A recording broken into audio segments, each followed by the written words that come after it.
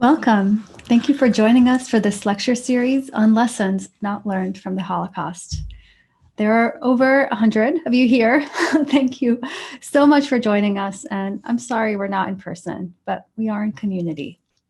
As always, I'd like to start by affirming that the University of Washington acknowledges the Coast Salish peoples of this land, the land which touches the shared waters of all tribes and bands within the Suquamish, Tulalip, and Muckleshoot nations.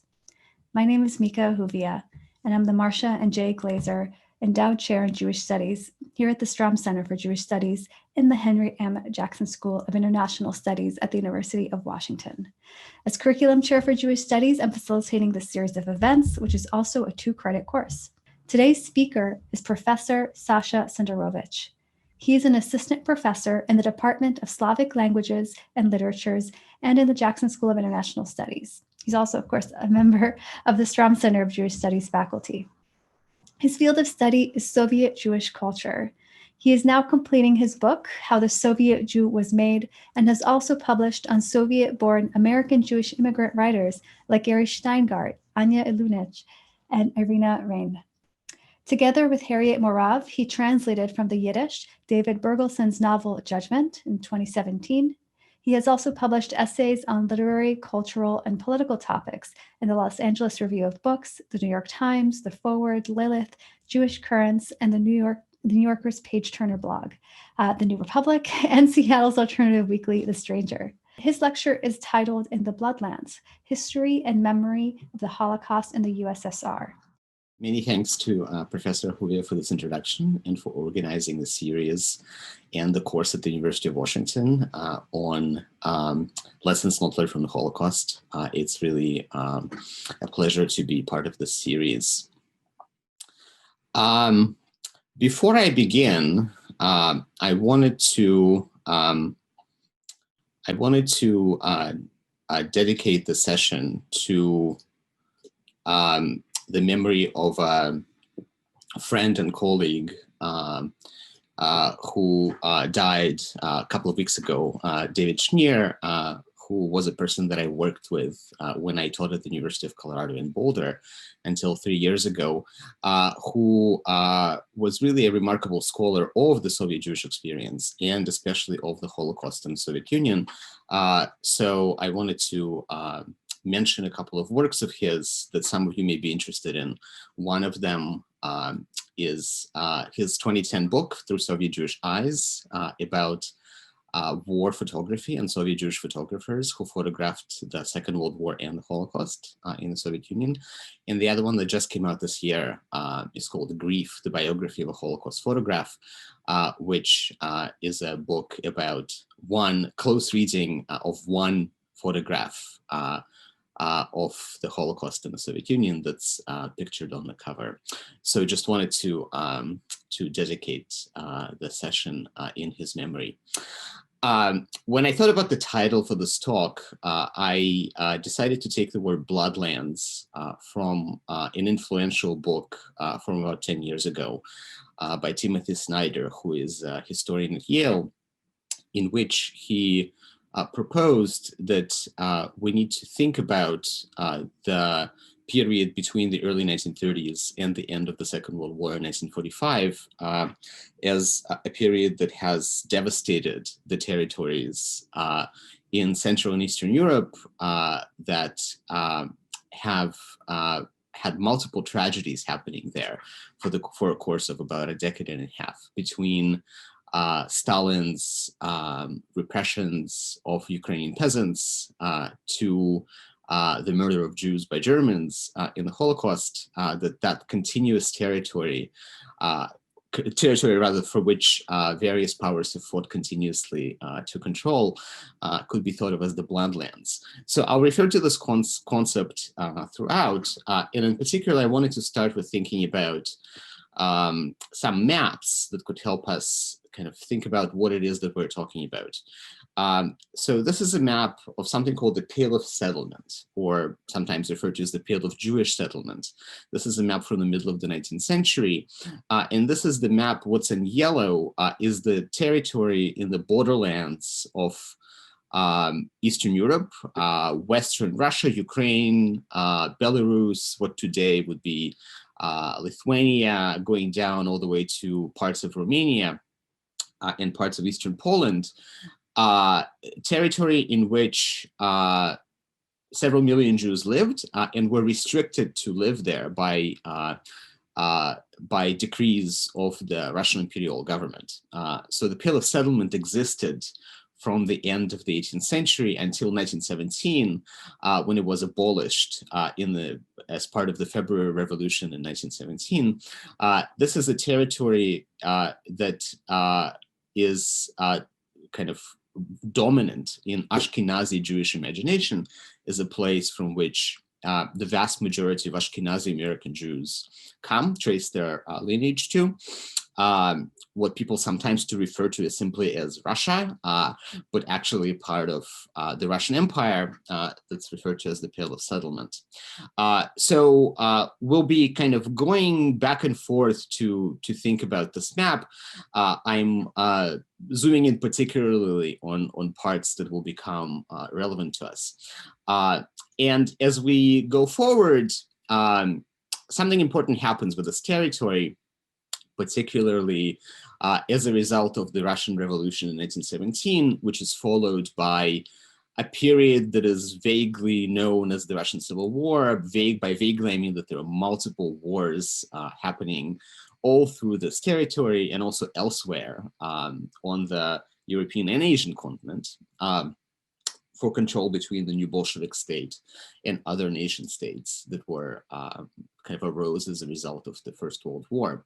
So this is a map of the interwar period between the end of the Russian Civil War and the end of World War I and the beginning of the Second World War in 1939. And that map is really important because Russia, when it settled various conflicts in 1921, had ceded parts of some of its territory that belonged to the Russian Empire to the new independent states of Poland, which had not existed as an independent state until 1918, but also Estonia, Latvia, and Lithuania, and also kind of new parts of Germany that had been cut out from the former imperial powers. So this map is really important because Russia will kind of come back to play a large role when it takes some of these territories at the beginning of the Second World War, and with them, kind of the shifting populations of Jews.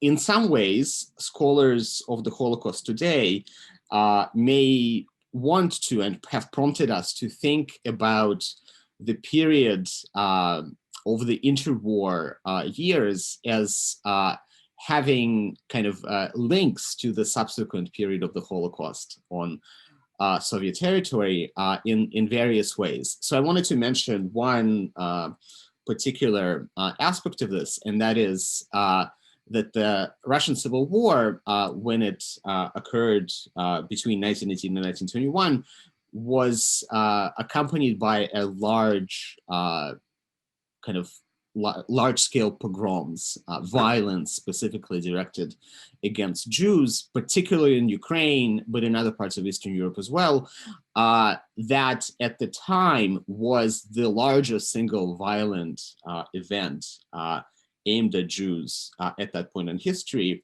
By the end of the Russian Civil War in 1921, about 100,000 Jews had died in violence perpetrated by different warring armies. There was not a single perpetrator. And in the Jewish collective memory, that period was referred to immediately at the end of it as Churban, which is the Yiddish for the Hebrew word Churban, which means destruction, has historically referred to the destruction of the temples in Jerusalem in antiquity, but also would become the same word that is used to refer to the Holocaust 2 decades later. So I wanted to point out a couple of titles that I'm thinking about in particular here: a book by Elisa Ben-Porad on pogroms of the Civil War and other anti-Semitic violence in the early Soviet period. In another book that hasn't yet been published, but is forthcoming later this year, actually later next year in 2021, by Jeffrey Weidlinger, about the pogroms in Ukraine as a kind of prefiguration of the Holocaust that would follow. So as the Russian Empire cedes territory to new independent states, states get cut up in different ways, and Jewish populations shift as a result as well. So this is a Belarusian cartoon from 1921, kind of mocking this map that we just saw that divided parts of what formerly had been kind of one larger territory between different states. So you have on the left a Pole, and on the right a Bolshevik, right, with a star on his cap and with ammunition, ripping apart the map of the Belarus So what's important to think about here is that if you think back to the map of the Pale of Settlement, the Jewish population is kind of continuous between all these territories. People are moving between the new states, but to a great extent they stay put as well. So there are Jews who now become, on the right of this map, citizens of the new USSR. They become Soviet Jews, and people on the left of this map become citizens of the state of Poland, of the independent country of Poland. So this all changes yet again in 1939 with the really important event that we'll need to kind of keep in mind, the non-aggression pact that's signed between Nazi Germany and Stalin's USSR, signed in Moscow a week before the Second World War begins by the two foreign ministers, Vyacheslav Molotov for the Soviet Union and Joachim von Ribbentrop for Nazi Germany. Here they're shaking hands. And that non-aggression pact contains secret protocols that divide spheres of influence in Eastern Europe between the USSR and Nazi Germany. So what happens when Nazi Germany invades Poland on September 1st, 1939, is that the Soviet Union invades Poland from the east about 2 weeks later and annexes parts of Eastern Poland that it had lost at the end of the Civil War in 1921 back to the Soviet Union and reincorporates them into Soviet Belarus and Soviet Ukraine, and also invades other countries that are the Baltic states of Lithuania, Latvia, and Estonia as well, and annexes them to the Soviet Union. Here's a cartoon from just after the Soviet invasion of Poland in 1939, about 3 weeks after the German invasion of Poland, Hitler and Stalin meeting kind of over the what used to be Poland. So this is really important for us because we are now poised on the eve of an important development in the Second World War, the German invasion of the Soviet Union in 1941 in violation of this non-aggression pact. And this is an interesting map to keep in mind that what's in kind of light pink are the territories that had been, some of those territories had been the territories of the former Pale of Settlement with very large populations of Jews, which during the beginning stages of World War II became annexed to the Soviet Union. So Jews living in those areas are Soviet Jews at this point. And kind of other parts of that map to the left, right, is the parts of Poland that and other countries in Europe that had by then been conquered by Nazi Germany and annexed to Germany. So there are large numbers of Jews living in those borderland areas. We kind of, when we think about the Holocaust with the numbers of 6 million in the West, we try to kind of think about roughly 3 million Jews of that number are Jews who are Polish Jews, Jews who at this point on the map were citizens of the independent country of Poland. Right, so there's a kind of very large number of Jewish Holocaust victims are Polish Jews, but also it's important to think that that about between 1.5 million to 2 million Jewish victims of the Holocaust are Soviet Jews, Jews who may have also at some point been Polish Jews or Ukrainian Jews or Belarusian Jews or Lithuanian Jews that had, because of the previous kind of early stages of World War II, become citizens of the Soviet Union. So when Nazi Germany will attack the Soviet Union in 1941, there will be a very large number of Soviet Jews who perish in the Holocaust. So that's something that when I thought about the topic for this series, Lessons Not Learned from the Holocaust, something that's worth emphasizing, because particularly in the way in which the Holocaust tends to be taught in the West, in the United States in particular, there is a confusion over these maps about kind of what was when. It's really hard to track. People joke about how these maps are really complicated and that we're talking about the same territory that changes hands multiple times. But it makes a big difference for how we think about when and how different populations of Jews ended up killed during the Holocaust, and that varied significantly for different parts of those populations.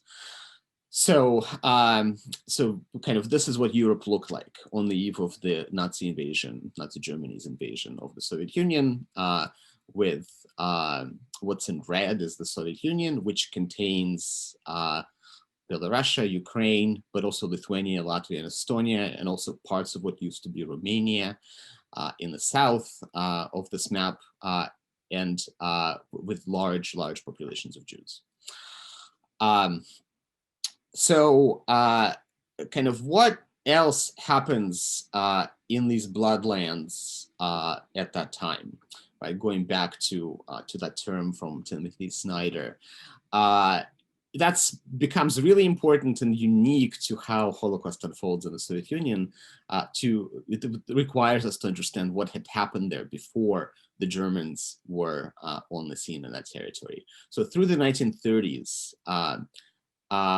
as these territories get annexed to the Soviet Union, and also parts of the territories that had already been the Soviet Union before the annexation in 1939, parts of Ukraine and Belarus that were already incorporated into the Soviet Union, experienced Soviet policies, including kind of very importantly, the collectivization of agriculture in the Soviet Union that led to the destruction of traditional peasantry in Ukraine and parts of Belarus. And that resulted in mass famine and death of civilian populations. So scholars today recognize the event that now is known as the Holodomor. It's a Ukrainian word. Famine in central and eastern Ukraine in 1932 and 1933 as a result of Stalin's genocidal policies against Ukrainians. The likely estimate is that 3.5 million people die during this period. Some estimates are much higher. So these are the numbers that Timothy Snyder includes in the death count in the bloodlands before the Holocaust even begins, the Holocaust against Jews. So this is a result of Soviet policies in these borderland territories. There's a destruction of local intelligentsia in Ukraine and Belarus during the purges in the second half of the 1930s. After 1939, after the annexation of Eastern Poland and its incorporation into Soviet Ukraine and Soviet Belarus, but also of the Baltic states, there are further Soviet policies which lead to mass arrests and executions of various local intellectuals. So at the hands of the Soviet secret police, the NKVD. Kind of Soviets are not particularly liked in these territories by the time Germans invade those territories in 1941. So that's something to keep in mind, because something that had been kind of pernicious in Europe from the beginning of the 1920s and continued into the Nazi era in Germany, and then was exported back into Eastern Europe with the German invasion, is the myth of Judeo-Bolshevism, the association between Jews and the Bolshevik Revolution, between Jews and the attempts of the Soviet state to expand westward. This begins right after the Bolshevik Revolution and kind of focuses on the figure of Leon Trotsky, caricatured in red in the poster that you see on the left, who is kind of caricatured with his kind of crooked Jewish nose, very stereotypical anti-Semitic caricatures, and his red Bolshevik star hanging on his chest, kind of with, presiding over corpses in the name of the Bolshevik regime. Leon Trotsky, who was one of the key leaders of the Bolshevik Revolution, who happened to have been Jewish, who also established the Red Army in 1918, is a much reviled figure from the moment of the revolution through the 1920s, feeding into this conspiracy theory that it's Jews, because of their particularly kind of Jewish conspiratorial interests, that have conspired to conquer the world through Bolshevism. Right? This is a conspiracy theory, which then gives rise and gives fuel to Hitler in Nazi Germany to kind of merge the figure of the Jew, who is the kind of hated racial creature for Aryan Germans, and the Bolshevik into one and the same. So the German cartoon, anti-Semitic cartoon on the right, where the Bolshevik that's being poked at by the SS man, who's wearing the SS insignia on his helmet, being poked in the back. And you see his kind of Jewish star. So equating Bolshevism with Jewishness and Bolsheviks with the Jews in this myth of Judeo-Bolshevism. Side note, Judeo-Bolshevism in its new manifestations is alive and well today. You can, there's a fascinating book about this that just came out a couple of years ago by Paul Hannebrink about the myth of Judeo-Bolshevism. And that's really important to keep in mind, because the myth of Judeo-Bolshevism you can encounter today, for example, as the current Republican Party campaigns and continues to perpetuate various conspiracy theories against the globalist influences on the American culture and American elections. By globalists, they mean Jews, even though they don't say that, but they're tapping into the anti-Semitic conspiracy theories that Jews are the ones who conspire to destroy the pure white culture of the United States by working more closely with different minority groups and such. So you can literally hear traces of this conspiracy theory if you turn on the news this week. So something to keep in mind that goes on. So as Germany attacks the Soviet Union, it invades very rapidly the territories of Ukraine, Belarus, and the Baltic states. It finds willing populations of locals who are very unhappy with the Soviet regime that had been regnant there for either the preceding 2 years after the annexation to the Soviet Union in 1939, or through the 1920s and the 1930s in those parts that had been the Soviet Union for some time. So there is a kind of a willing population of potential accomplices who would assist Germans in finding and killing Jews who have become associated through the conspiracy theory of Judeo-Bolshevism with the Bolshevik regime writ large. So scholars refer to what transpires in the East, in the USSR, as Holocaust by bullets. I'm not sure how I myself feel about this term, but I'll explain it. The term comes from wanting to distinguish between the prevailing understanding of the Holocaust in the West, and particularly in the United States, as associated with death camps that were located on Polish territory. So Auschwitz, Majdanek, Treblinka, and other camps are so dominant in the Western imagination about the Holocaust that the Holocaust in the USSR tends to be kind of passed over as an afterthought. The vast majority of Soviet Jews die within the first months of the German invasion of the Soviet Union in 1941 into 1942, and they die long before death camps are established in Poland. They die before Auschwitz is operational, and they die by being mowed down with machine guns and shot, to the head one by one in different, pits outside of major population centers where Jews had lived for a very long time.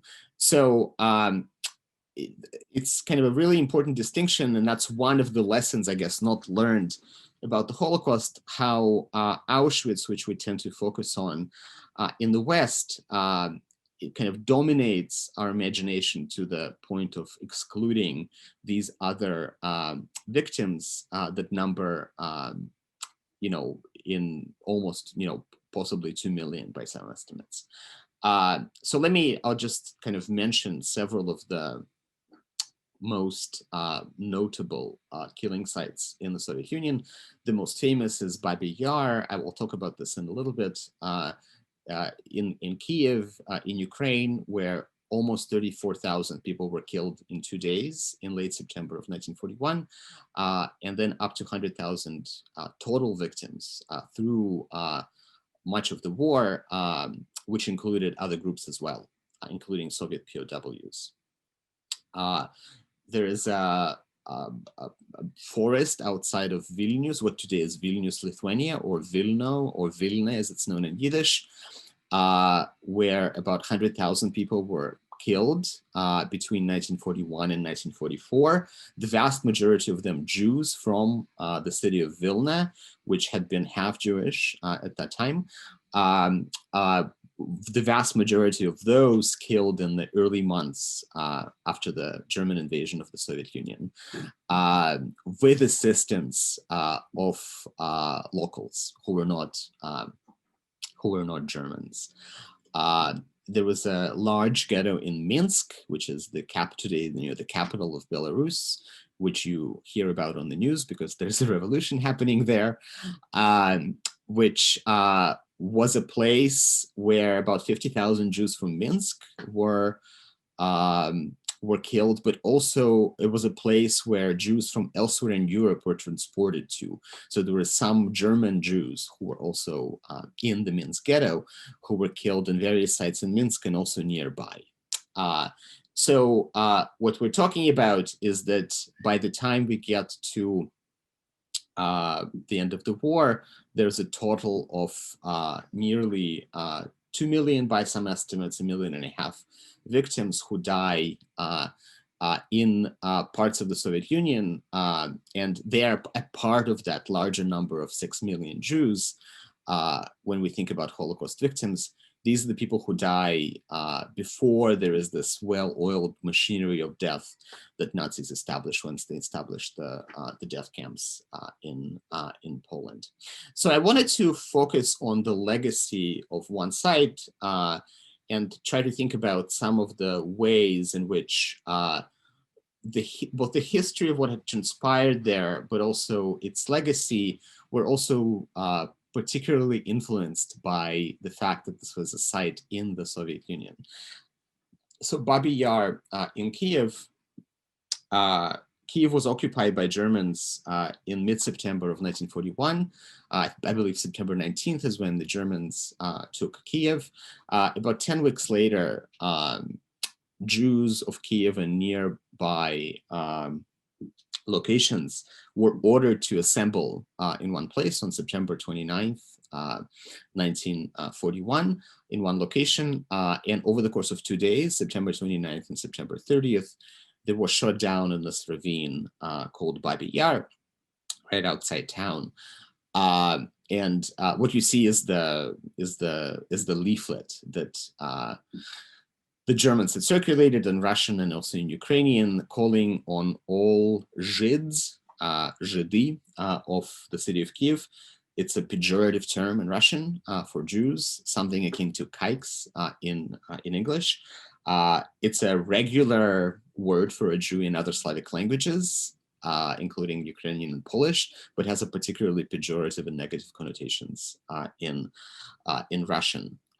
So kind of what happened to the memory of that execution site, but also of many others that were kind of dotting the map of the Soviet Union. After the end of the war, there was an official silence about the fate of specifically Jews in the Soviet Union, as Jews were not distinguished from other Soviet victims by the kind of official Soviet memory culture. That the death toll of Soviet citizens was enormous. By some estimates, up to 20 or 25 million people, which included Red Army soldiers, but also civilians all over the country, had died in the course of the war between 1941 and 1945. Of those, right, about 1.5 million to 2 million were Soviet Jews, killed specifically as Jews.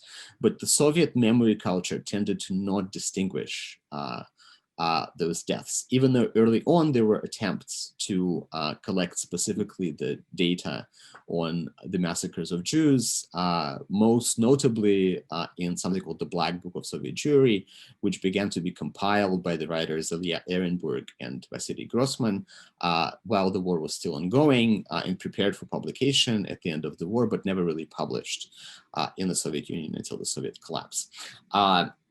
So that's one of the kind of ways to think about this, how sites like Babi Yar never entered official Soviet memorial culture as sites of specifically Jewish suffering. This begins to change in 1961 as Yevgeny Yevtushenko, a Russian poet who is not Jewish, writes a poem that has this famous first line that there are no monuments in Babi Yar, that no monuments stand over Babi Yar. There is no monument that marks the location of the Jewish site. And the poem goes on kind of in a way in which the poet identifies with the suffering of the Jewish people in particular, and kind of understands his own Russianness as being connected to the suffering of Jews during the war.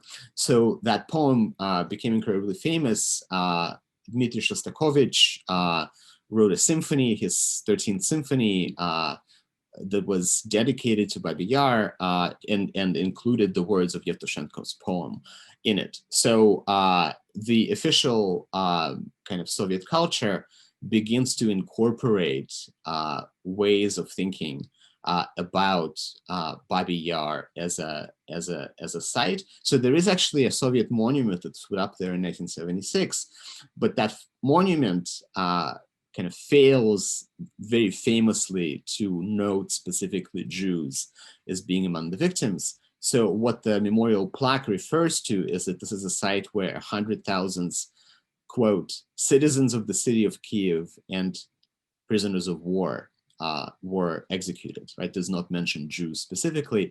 And it's true that Babi Yar was a site of multiple massacres over the course of 3 years, but it began as a killing site with the killing of Jews, of almost the entire population of Kiev, who did not manage to flee as the Germans took the city.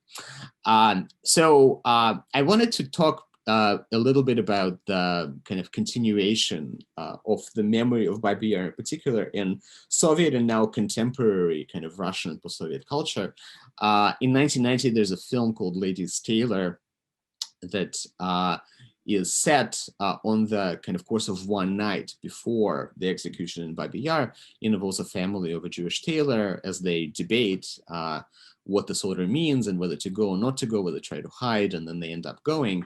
What's really interesting about this film is that it's made at the very end of the Soviet period, during the period of perestroika, when it had become possible to talk about the Holocaust and various other atrocities that had befell different populations in the Soviet period. So the film is fascinating for trying to incorporate in its hour and a half protagonists who are extremely complicated in the way that they approach this tragedy. So when I teach this film, I particularly focus on the character of the building superintendent, who is not Jewish, who is understood to be Ukrainian, who is married to a woman who is also Ukrainian. He's the superintendent of the building where this Jewish family lives and also other Jewish families.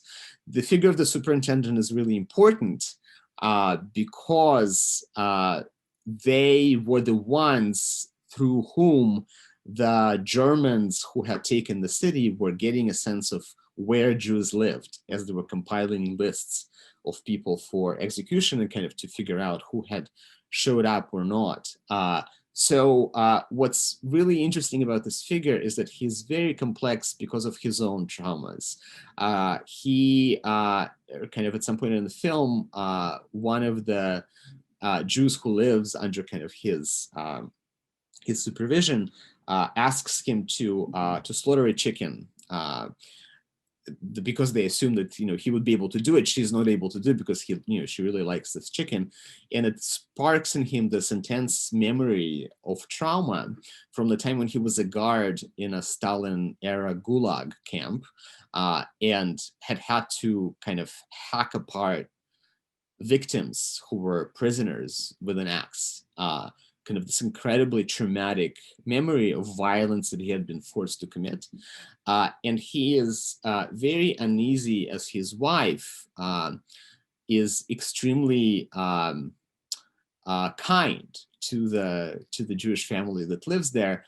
And at some point he calls her out for being so kind because he reminds her own family of Ukrainian peasants had died during the Holodomor, during the famine that was a result of Soviet collectivization efforts, which, right, as I had mentioned, for some had become wrapped up with this myth of Judeo-Bolshevism, that it was the Jews, as Jews, right, conspiring against others who were responsible for this particular failure of Soviet policy.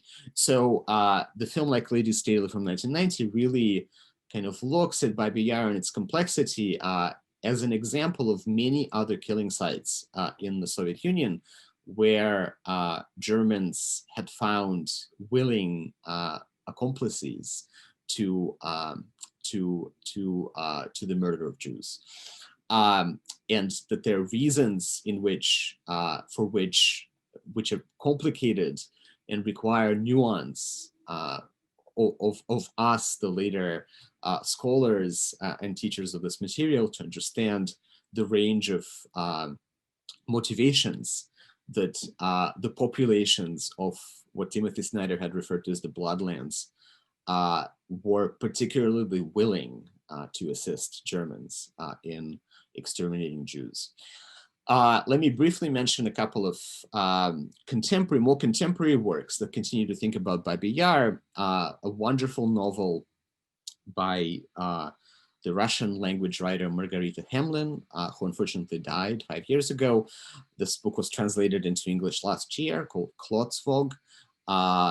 It's set starting in the early 1950s and kind of through the rest of the Soviet period, but the early chapters in particular really dwell on this legacy of the Holocaust near Kiev, and particularly in Babi Yar, as there's kind of people who had survived the war away from Kiev, who lost their families in Babi Yar, who try to patch their lives back up together with this trauma and loss in the midst, and kind of a continued feeling of persecution that Jews continue to experience under Stalin as they are haunted by the memories of Babi Yar, the site of Nazi executions next door, at the time of late Stalinism, when Stalin begins to kind of actively advocate anti-Semitic policies against Jews in the Soviet Union. Another really fascinating contemporary work written in German by Kiev-born, Ukrainian-born writer Katya Petrovskaya, who visited the UW a year ago, actually, to talk about this book. And she moved to Germany at some point and began to write in German, called Maybe Esther, which has, just a stunning book about trying to piece together a family story based on absences. And in particular, it dwells on the absence of a story of the writer's great-grandmother, who likely was killed in Babi Yar, but nobody knows for sure because her own family was not there to witness it. They had managed to escape Kiev before Jews were executed, but this great-grandmother was not mobile in the same way, was really old, so she was left behind, and nobody really knows her name. So this is kind of a stunning book. The title, Maybe Esther, or Vielleicht Esther in German, is that kind of dwells on the name of this woman whose name was Maybe Esther, and tries to, in one kind of really remarkable chapter, imagine how it is that she may have died as she made her way to the execution site in Babi Yar. I wanted to mention Julia Kalchinsky-Dasbach, a young poet who was born in Kiev and moved to the United States when she was a child, and who writes in English. In her last book, Don't Touch the Bones, which has a lot of different reflections about immigration and the Holocaust. It includes a poem about Babi Yar, trying to imagine kind of a child who managed to escape from the fate of her family because she kind of did not look Jewish and could therefore make her way kind of out of the execution site. If you are at the University of Washington, mark your calendars for March the 18th, as Julia will visit to read from her work at UW. I wanted to kind of skip to the next topic, and that's kind of thinking about another thing that we in the West tend to not think about when we think about the Holocaust in the Soviet Union, and that is the fact that 500,000 Jews, Soviet Jews, served in the Red Army and fought against Nazi Germany as part of the Red Army. Of them, estimates vary, but something like 150,000 were killed in battle and as prisoners of war during the war. So this is a picture of Soviet soldiers in 1945. I'm using this photo because the man who is seated on the right of the photograph, of stage left, I guess, is my grandfather, who was born in 1920 and fought all through the war from 1941 until 1945 as an army medic. He was in medical school when the war started. And kind of a really important question, this is him as well. This is clearly at the very end of the war because it's a studio photo that's done kind of shortly after the war had concluded. Kind of a really important thing to think about here is about kind of lessons not learned from the Holocaust is that it becomes really hard to think about whether these Jewish soldiers in the Red Army could be thought of as having fought against Nazi Germany as Soviet citizens or as Jews, and whether it's even possible to separate the two things. So there are a couple of ways to think about this. Kind of preparing for this lecture, I had noticed that this topic is gaining recognition as something that we don't know enough about. So the website of Yad Vashem, the Israel's Holocaust Museum and Remembrance Center, has a kind of several projects happening for Jews in the Red Army who are not victims of the Holocaust, right? In the way that we think about the Holocaust victimhood. Right? They were actually kind of resisting Nazi Germany that tries to understand the history of these people as part of a particularly Jewish story. There's a number of them who are, I mean, they're quite old. Those of them who are still alive are quite old, the veterans of the war. Many of them live in Israel. There are some in places like Brighton Beach and in Brooklyn, with large numbers of Soviet Jewish immigrants who are war veterans, whose stories have been collected by a number of archives. Kind of it's important to try to understand kind of in what way their story fits or doesn't fit with the Holocaust. I wanted to briefly mention another interesting work by a contemporary artist. It's a graphic novel called Soviet Daughter, A Graphic Revolution by Julia Alexeyeva, which has this page that is particularly interesting for me as I think about this question, that talks about the protagonist's brother who was killed in the Red Army in combat, but also right next to it is a page of various other members of the family who were all Jews in Ukraine who were killed by Germans in these executions in the early months of the war in the Soviet Union, who are Holocaust victims. So the kind of story of Soviet soldiers who were Jews and of Soviet Jewish victims, they are interwoven. And I wanted to close out this particular kind of section of the talk, and then I'll move to conclusion with this object that is kind of very important to me. So what you see, it's a mezuzah. What you see on the right is the rolled up parchment on which biblical verses are inscribed. This is the mezuzah, and its uses are is that it's affixed in a kind of special box to the doorpost of Jewish houses. However, as you can see, this mezuzah is wrapped in a handkerchief. And this is something that my grandfather's grandfather, who had been a rabbi, or is thought to have been a rabbi, we don't really know for sure, but the family remembers him as a rabbi. He most likely actually wasn't a rabbi, but he was from Belarus and was evacuated from Belarus when the Germans invaded into the Soviet interior. And that's how he survived the war. So he gave this mezuzah to my grandfather, wrapped in a handkerchief, as a kind of amulet. And my grandfather, who fought in the Red Army, had carried it with him through the war. And then he continued treating it in the same way for the rest of his life through the war. So I remember this object as an object that I would be, as a child, given to kiss from his hands when I came to visit. This is not how mezuzah is treated in normative Judaism. Kissing of a mezuzah is involved in normative Judaism when one enters a home where there's a mezuzah at the doorpost, but not in this fashion, right? Not from somebody's hands.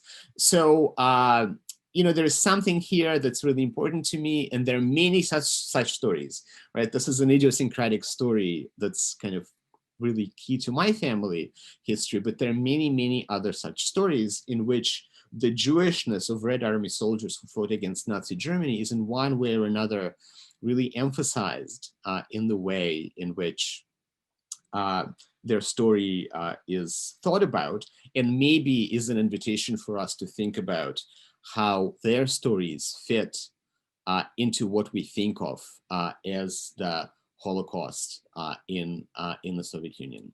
So I wanted to close with one last issue, one last thing, one last lesson not learned from the Holocaust. And I'm building on Professor Naar's lecture last week, in which he invited us to think about the map of the Holocaust in a much more expansive fashion, to try to think about where the Holocaust had reached in ways that we don't really think about very often.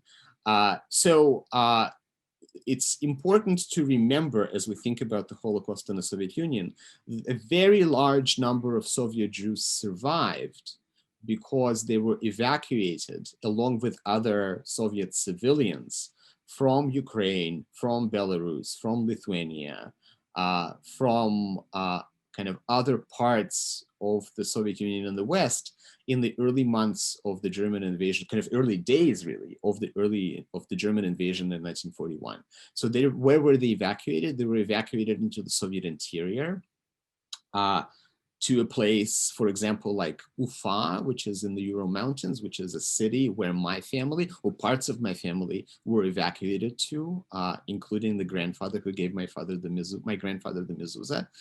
I guess great-grandfather who gave my grandfather the mezuzah, and survived the war in the Soviet interior. But one really important site for this was in Central Asia. And I wanted to close with this. I wanted to close with thinking about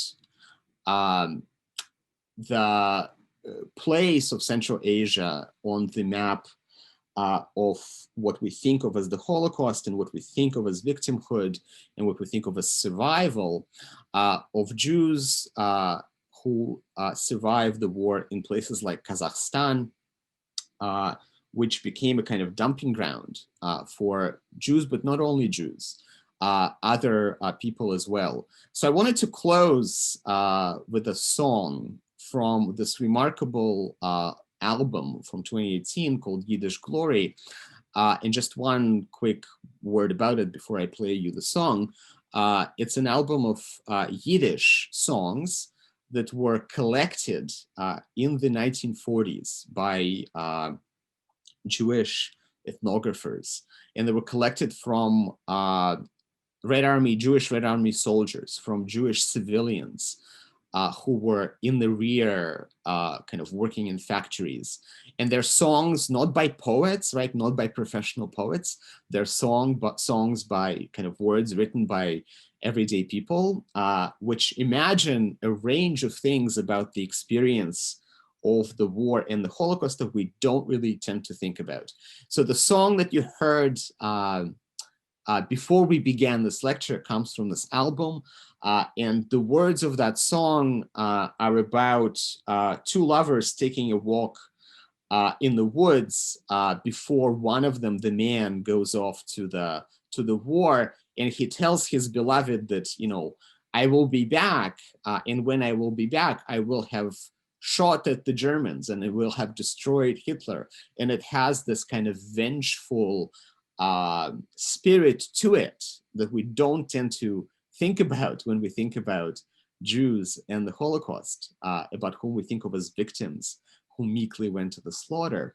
So I wanted to close with a song called Kazakhstan from this album, and I'll show the words to you in the English translation as they go on in Yiddish. That tries to really think of Kazakhstan and Central Asia as a place that is hospitable to Jews, that makes it possible for Jews to survive the war, that finds a home for Jews among the family of Soviet nations, along with other ethnic groups. So enjoy the song, and I look forward to your questions after the song is over.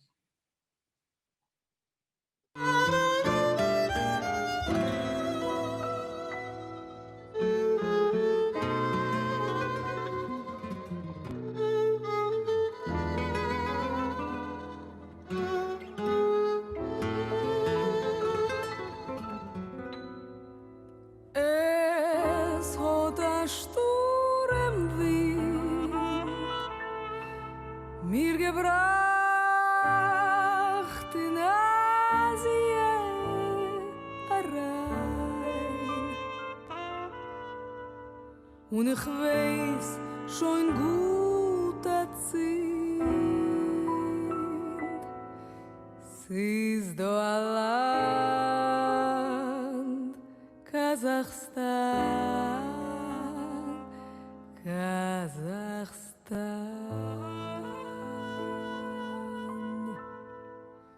Siz az a min land, az a min land, aru mit bergai wie a wand, berg mit die Knetschen und mit Spitzen, zugedeckt mit weißen Schnee. Oi, was will der Berg von mir,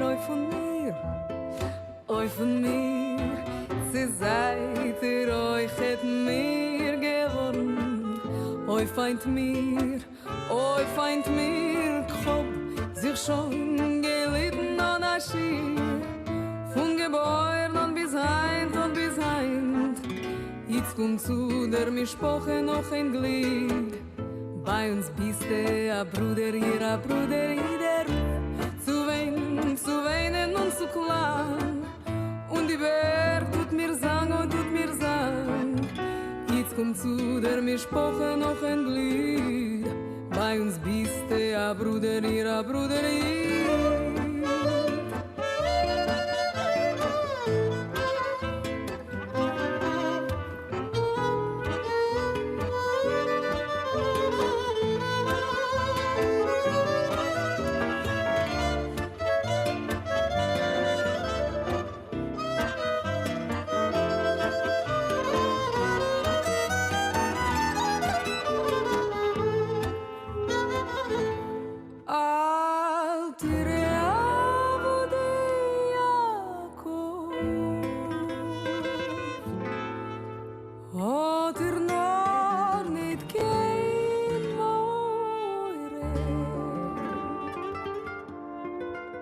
mir seinen Berg so wettische und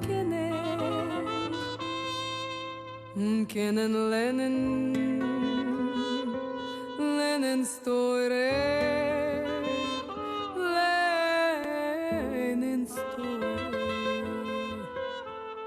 ei, alle Menschen,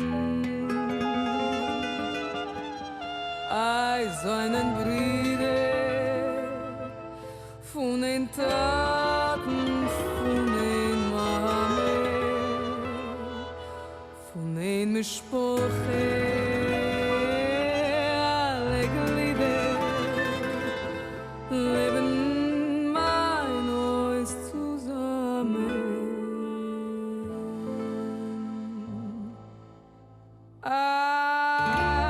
Kazach, und an Ossetiner, und an Euger, und an Gruziner, Ukrainer, Zigeuner, Russen, Kalmyk, Tadschik, Belarussen, ob sich schon gelitten an Aschir, von Gebäuern und bis heint, jetzt kommt zu der Mischpoche noch ein Glied.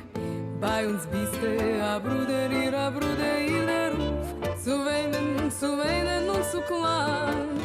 Und die Berg tut mir sang, jetzt kommt zu der Mischpoche noch ein Glied. Bei uns bist du a Bruder,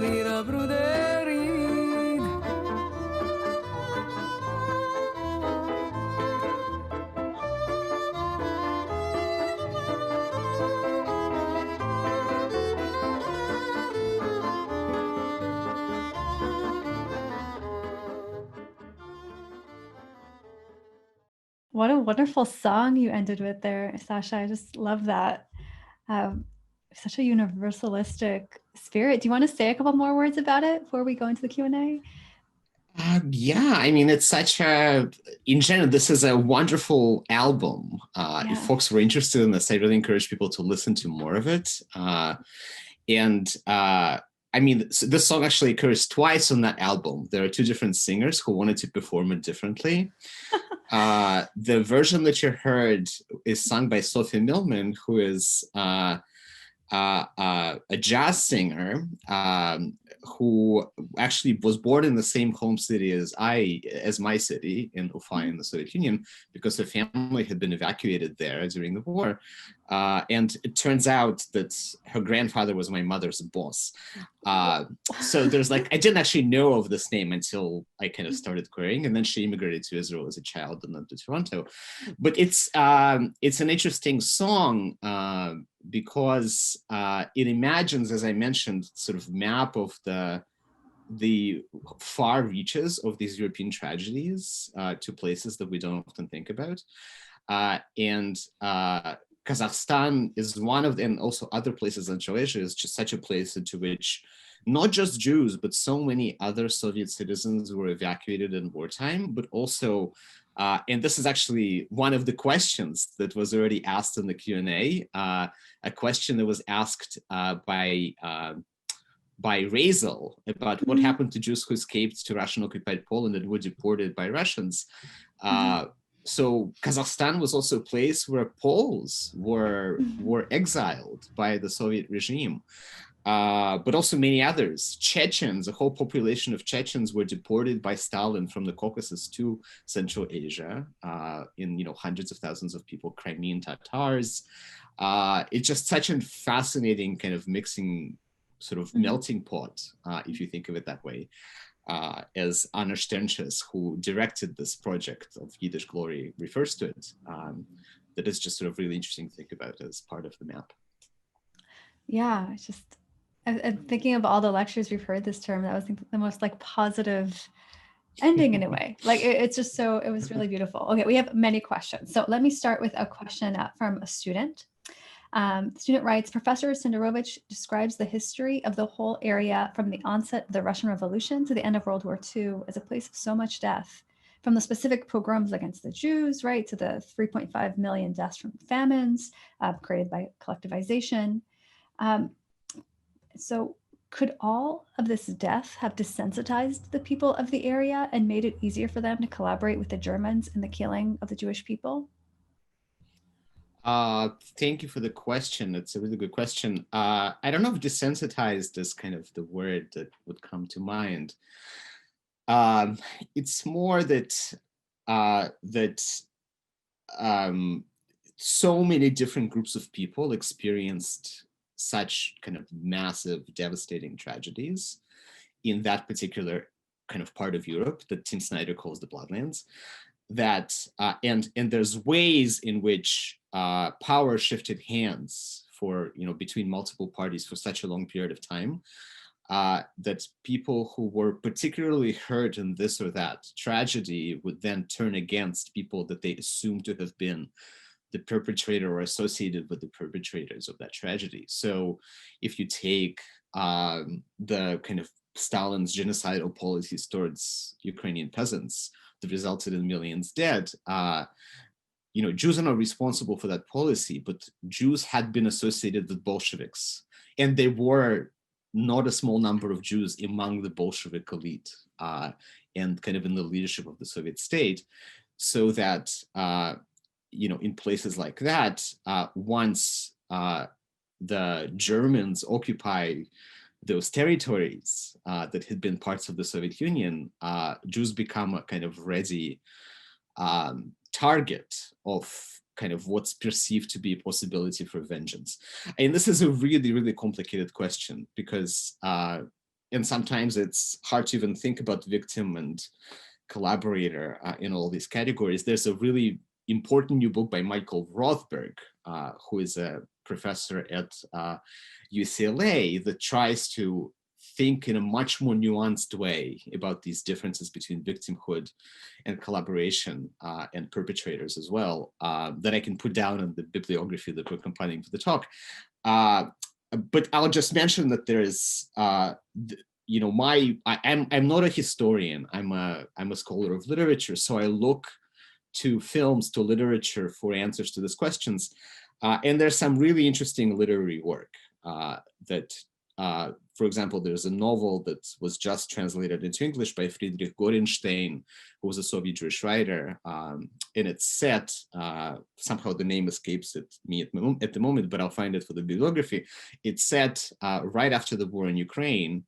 And it's trying to think through what happens to a town that is now, there are no Jews left, but they're Soviet citizens who are now grappling with what they knew of each other and of their neighbors, and the kind of what they did during the war. And that question continues to haunt people until today, really, because there's so much we still don't know. Some of the people are still alive. I mean, they're very old, right? But there's been some ethnography done in recent years trying to establish witness accounts and things like that. So, but it's a really thorny subject and really complicated. Yeah, well said. So another student asked, why is there such a lack of education on non-Polish survivors or victims during the Holocaust? I was additionally wondering if the reason we aren't taught about this, especially the Soviet Union or about Jews serving in the Red Army, is because of the withholding of the numbers by the Soviets, or if it's because of tensions between America and the USSR during the Cold War and subsequently. Is it because of the fear of sympathy for the communists during the Cold War? Like, why weren't Americans told or educated more about Jews in the Soviet Union? It's a great question, and it's all of the things that I think that the student is intuitively suggesting, right? So, I mean, one way to think about this, again, I'm going to go back to what many of you will have heard last week from David Nahr, right, who was trying to get us to think about Sephardic Jews as the sort of unmentioned victims of the Holocaust, and kind of come to it that way, right? Mm-hmm.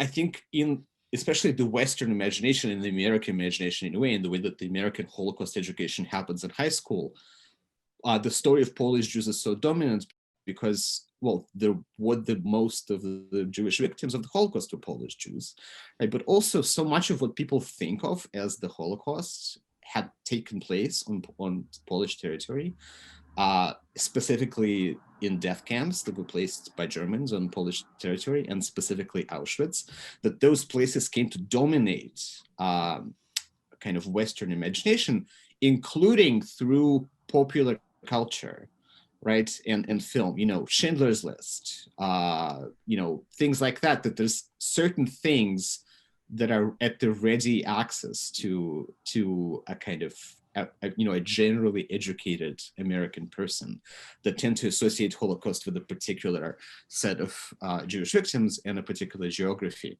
So, so that's kind of one aspect, right? And also there were places like Auschwitz, it was an enormous and destructive death camp, but it also, because it was so enormous, had many survivors. I mean, not many in proportion to how many victims there were, but many relative to other types of, killing sites in Eastern Europe, right? I think there's something like 19 survivors of Babi Yar in Kiev, right? Wow. So that's kind of, so because there are more survivors, there were more stories, right? These people were interviewed. There are all kinds of projects of interviewing survivors going all the way back to the 60s and 70s and 80s. So I think that's kind of a really big part of the answer. But also the student is really correct about the political tensions, both in the Soviet Union and between the Soviet Union and the United States, right? So to the Soviet Union, and I mentioned this briefly, there's a thorny kind of issue with kind of the politics of memory, with how the Soviet Union, as a multi-ethnic, internationalist, state, doesn't want to dwell on ethnicities of this or that group, coupled with also post-war anti-Semitism of Stalin, and kind of as it continued into the Cold War, that kind of the Soviets don't really distinguish between Jewish victims and Soviet victims. And one of those reasons is, I mean, you could see that as sinister, right? And part of it is sinister, right? Because something like 2 million people in the Soviet Union were killed because they were Jews, not because they were Soviet citizens. But also the enormous losses of the Soviet Union as a country, right? 20, 25 million dead, right? That the catastrophe in the Soviet imagination and now in the Russian imagination is so huge that there's it's been hard to carve out the space for Jewish victimhood.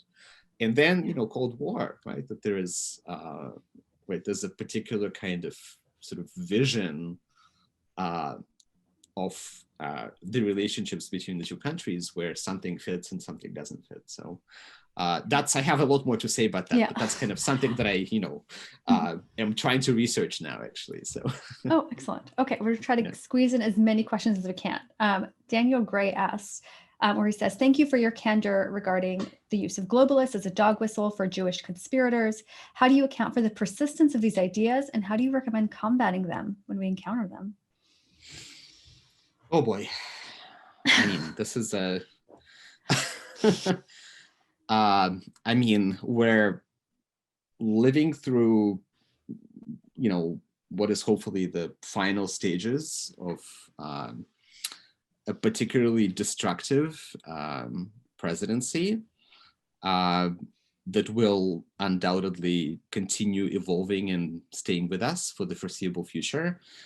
And one of its most kind of pernicious effects is returning to, or really not really returning to, those things never left us, but really centering white supremacy as the kind of regnant ideology in American society.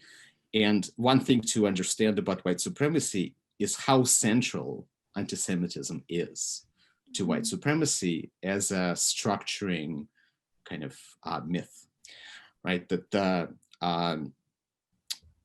Jews are understood by white supremacists, including in the United States, right? But also by various nationalists in other countries as well, as the group that is kind of responsible for revving up other minorities against some dominant culture. In the case of the United States, right? The dominant kind of American white Anglo-Saxon, perceived cultural majority. So that it is really through talking about them as globalists, right? It sounds like, what I brought up is that it sounds like Judeo-Bolshevik did, to Hitler, right? It's the word globalist allows you to escape that kind of direct label, but they're not really trying very hard to hide it. Because if you look at kind of propaganda on the, kind of outright, but also really mainstream right wing at this point, that's what's really dangerous, is that, the way that the names of people mentioned, it's George Soros, who is a Jewish Holocaust survivor, whose foundation funds all sorts of kind of democracy projects in different countries, who is mentioned as this arch, villain by various candidates for the US Senate and Congress and by Trump, but also by kind of dictatorial villains like Viktor Orban in Hungary and Putin in Russia, right? They come to the same set of reference points to articulate something about kind of a conservative defense of this kind of lost white majority. So Jews are really central. So how do we come to recognize this as an encounter and combat it, right? That's part of the person's questions here. I mean, we need to be study.